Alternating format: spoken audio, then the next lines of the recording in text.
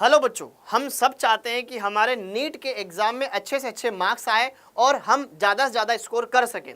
लेकिन हमें उसके लिए ऐसे कुछ चुनिंदा चैप्टर्स पता होने चाहिए ताकि हम अगर इस पोर्शन को अच्छे से कवर कर लें तो हमारे काफ़ी सारे मार्क्स एकदम पक्के हो जाए और हम नीट में एकदम बढ़िया स्कोर कर सकें। और यह चैप्टर्स जो हैं ये अपना तो टॉपिक बढ़िया से स्ट्रॉन्ग करवाते ही करवाते हैं, लेकिन इसके आसपास वाले जो बाकी चैप्टर्स होते हैं उनको भी साथ में लेकर के चलते हैं ताकि आप उनको भी बढ़िया से अच्छे से इन चैप्टर्स की हेल्प से समझ सकें।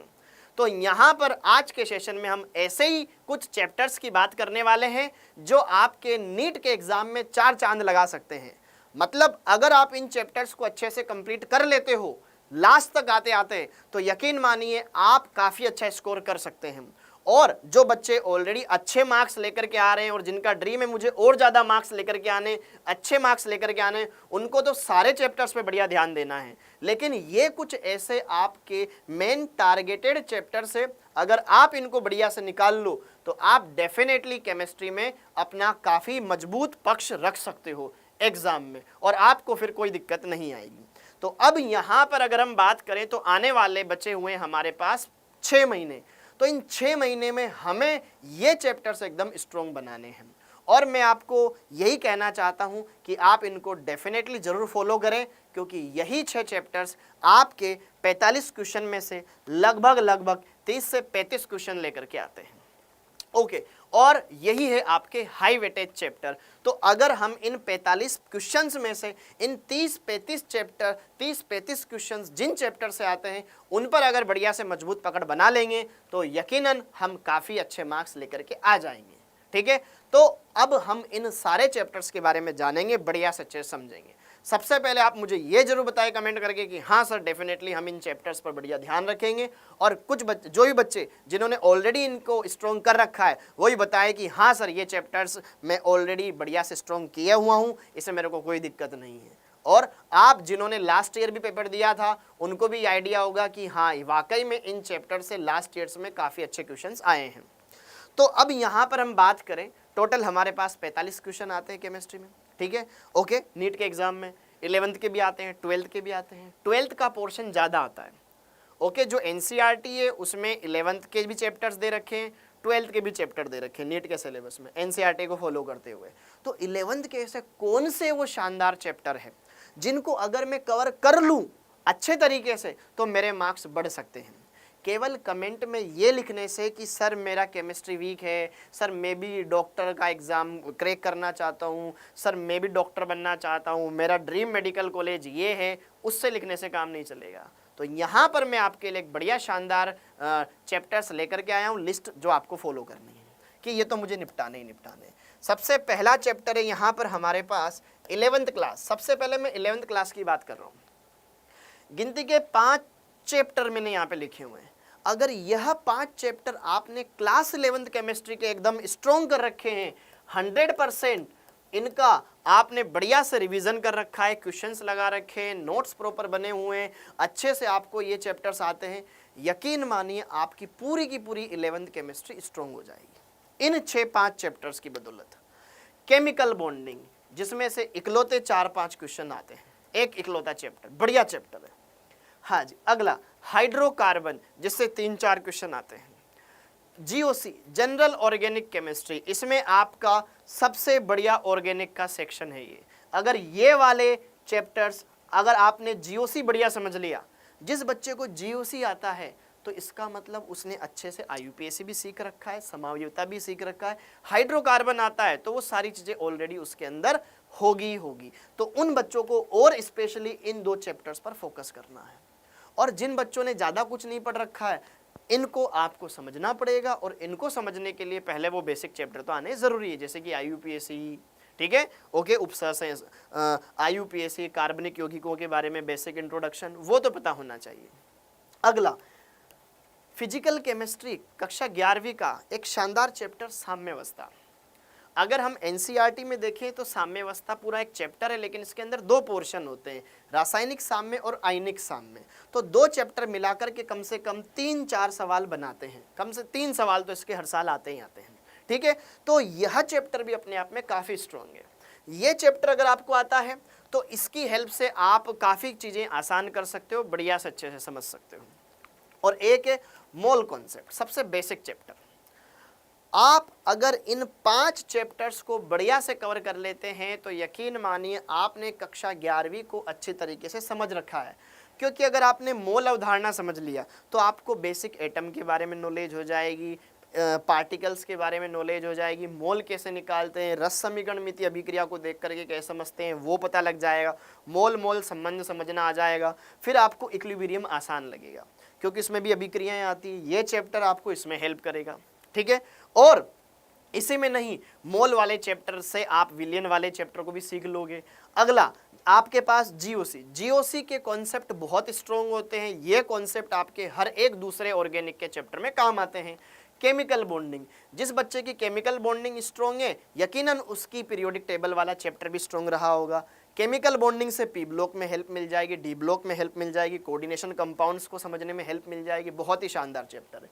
तो आप इन 5 चैप्टर को बढ़िया से स्ट्रॉन्ग कर लो, आप कक्षा 11वीं के किसी भी क्वेश्चन को इजीली सॉल्व कर सकते हो। एक और चैप्टर है थर्मोकेमिस्ट्री या थर्मोडायनेमिक्स, ठीक है, उसमें भी 2 पार्ट है।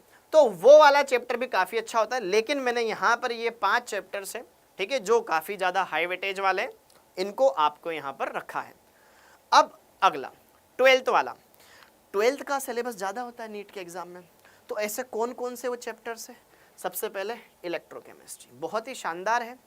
इलेक्ट्रोकेमिस्ट्री अगर आपको आता है यकीनन आप रेडॉक्स भी समझ ही लेंगे, ठीक है, जो कि 11th का पोर्शन है। Alcohol phenol ether, alcohol phenol ether organic chemistry का चैप्टर है जिससे 3-4 सवाल आते हैं हर साल।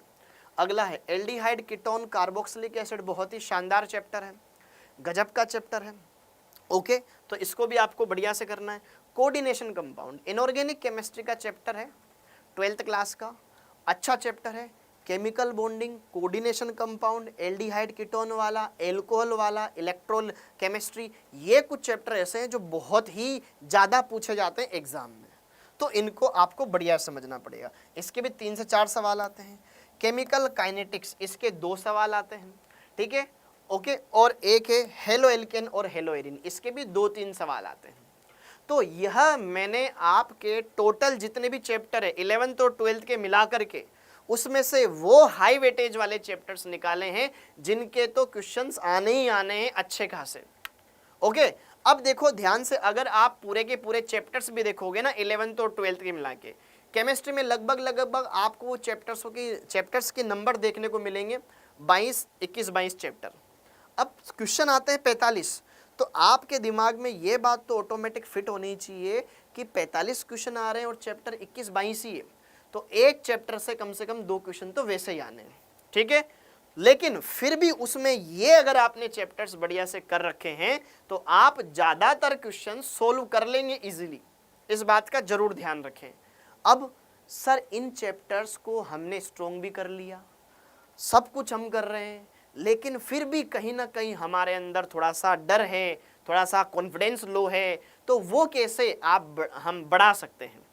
तो देखो भाई, स्टूडेंट लाइफ में कुछ चीज़ें हैं जो आपको फॉलो करनी है तो आप काफ़ी अच्छे तरीके से अपने रिजल्ट को पा सकते हो। पहली बात, आप लेक्चर्स को प्रॉपर देखें, कोई भी लेक्चर मिस ना करें, अच्छे से उनको देखें, अच्छे से समझें। और ऑनलाइन का सबसे बढ़िया फ़ायदा है चीज़ों को हम 2 बार भी देख सकते हैं, 3 बार भी देख सकते हैं। फिर अगली बात, क्वेश्चंस करने में कोई दिक्कत ना लें, क्वेश्चंस करने ही करने हैं, क्योंकि थ्योरी तो पढ़ लोगे आप, लेकिन क्वेश्चंस उससे बना पा रहे हो कि नहीं बना पा रहे हो वो मैटर करता है। इसलिए आप क्वेश्चंस लगाएं, ज़्यादा से ज़्यादा क्वेश्चंस लगाएंगे तो आपके डाउट्स आएंगे तभी आपका वो टॉपिक स्ट्रॉन्ग होगा। अगली बात, मिस्टेक को अवॉइड करना सीखें। अब कैसे सीख पाओगे? जब तक आप क्वेश्चन लगाओगे नहीं तो आप कैसे, जैसे कि अगर मैं अचानक से बोल दूं कि आज मेरे को कार चलानी सीखनी है, अब जब पहली बार जब मैं कार में बैठूंगा, जब मैं उसका स्टीयरिंग पकड़ूंगा तो हो सकता है बहुत सारी चीज़ें मैं गलत करूँ उसमें, ठीक है, रेस बढ़ा दूँ एकदम से, ब्रेक लगा दूँ एकदम से, चलते चलते बंद हो जाए, तो वो धीरे धीरे उसको हम ओवरकम कैसे कर सकते हैं? बार बार प्रैक्टिस करके। तो यही बात है, मिस्टेक एकदम से अवॉइड नहीं होती है। जब आप हजारों क्वेश्चन लगाओगे, बढ़िया प्रैक्टिस करोगे तो ऑटोमेटिक वो धीरे धीरे कम होती चली जाएगी और आपकी स्पीड भी फास्ट होती चली जाएगी। अब प्रैक्टिस करने से काम नहीं चलेगा, टेस्ट भी आपको देना है। मैंने अक्सर ये देखा है बच्चे टेस्ट देने से कतराते हैं कि हमारे कम मार्क्स आ जाएंगे, हमारी तबीयत तो ख़राब हो रही है, हम बीमार हो जाते हैं, हम टेस्ट क्यों दें, सर मेरी तबीयत ख़राब थी। ऐसे बच्चे हज़ारों बहाने बताते हैं। ठीक है, आप में से ही बहुत सारे बच्चे बताते होंगे, है ना। ओके, तो ये बहाने बनाना अवॉइड करो बेटा, क्योंकि देखो इससे आप ही का स्कोर बढ़िया होने वाला है और आप ही अच्छे से अच्छे अपने लेवल को अचीव करने वाले हो। टेस्ट नहीं दोगे तो आपको कैसे पता चलेगा मैं बाकी बच्चों से कितना आगे हूँ, बाकी से कितना पीछे हूँ, इंप्रूवमेंट कैसे करोगे। ठीक है, ओके। टेस्ट एनालिसिस, अब मार्क्स कम आ रहे हैं तो वो वाले एरियाज देखो ना जहां पर आपका पार्ट वीक है, उनको सोल्व करो, बढ़िया से अच्छे से सीखो। टेस्ट के बाद टेस्ट एनालिसिस करना सबसे ज़्यादा जरूरी है। और शॉर्ट नोट्स बनाओ। शॉर्ट नोट से क्या होगा, वो पूरा का पूरा चैप्टर आपके 2-3 पेज में सिमट के रह जाएगा, मतलब समरी फॉर्म में। ओके, बैकलॉग नहीं होना चाहिए, कोशिश करें बैकलॉग कम से कम हो, और हो भी रहा है तो उसको कंप्लीट करें। अगर आप सच्चे नीट एस्पिरेंट हो तो आपको ये चीज़ें अवॉइड करनी पड़ेगी। आपने कई सारे टॉपर्स की स्पीच सुनी होगी, वो क्या कहते हैं कि हमने बैकलॉग किया था लेकिन उसको कंप्लीट भी कर लिया था। ठीक है, रिवीजन मस्ट है, इसके बिना कुछ नहीं हो सकता। आपका सिलेबस अगर सपोज करो दिसंबर, जनवरी, फरवरी कभी भी ख़त्म हुआ, अगर आपने उसका रिवीजन ही नहीं किया तो जो पढ़ा था वो सब भूल जाओगे। ओके, और सबसे इम्पोर्टेंट बात, ये सारी चीज़ें कब तक दोहरानी है? क्या 2 दिन तक? आज आपने ये वीडियो देखा कि बस आज ही मैं ये कर दूंगा, कल कर लूँगा, परसों कर लूँगा, 3-4 दिन तक इसको फॉलो करूँगा, फिर उसके बाद क्या होगा? मोटिवेशन खत्म। मोटिवेशन लंबे समय तक नहीं रहता भाई। कोई भी चीज़ आप कर रहे हो तो वो लंबे समय तक आपको मोटिवेट नहीं रखेगी, लेकिन एक चीज़ है जो आपको मोटिवेट रखेगी, वो है कंसिस्टेंसी। आपको वही काम हजारों बार करना है, एक ही काम है जो अभी आपको करना है, नीट के लिए बढ़िया से पढ़ाई करनी है। अगर इस एक काम को आपने बढ़िया से कर लिया तो आप परफेक्ट हो जाएंगे और आप अपना स्कोर अचीव कर पाएंगे जो आप चाहते हैं। तो इन बातों को जरूर ध्यान रखें। मोटिवेशन से काम नहीं चलेगा, कंसिस्टेंसी से काम चलेगा। अगर आप कंसिस्टेंट होकर के मेहनत कर रहे हो तो आप डेफिनेटली अपना रिजल्ट बढ़िया लेकर के आओगे बाकी बच्चों से। ठीक है, ओके। तो ये बातें आपको जरूर फॉलो करनी है, बढ़िया से अच्छे से ध्यान रखिएगा। सारी की सारी बातें मैंने आपको बताई है। ओके, तो मुझे कमेंट करके जरूर बताइए आप इन चीज़ों को फॉलो करने वाले हैं। और ये सर इतने चैप्टर्स मेरे ऑलरेडी काफ़ी स्ट्रॉन्ग है, इन पर मेरे को और फोकस करना है। और आप अपने वो जो वीक चैप्टर्स है वो भी मुझे लिख करके बताएं, ताकि मैं उनके बारे में भी आपको बढ़िया से फिर आइडियाज़ दे सकूं। ओके, थैंक यू बच्चों, थैंक यू। जय हिंद।